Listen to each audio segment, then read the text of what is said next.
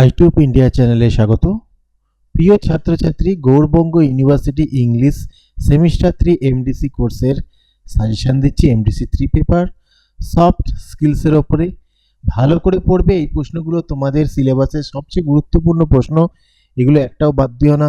আশা করছি তোমরা ভালো রেজাল্ট করবে, এগুলো কমন আসবে। ভিডিওটা ভালো লাগলে লাইক কমেন্ট শেয়ার করে দিও। আর এই সকল প্রশ্নের উত্তর তোমরা মাত্র 40 টাকার বিনিময়ে পেয়ে যাবে।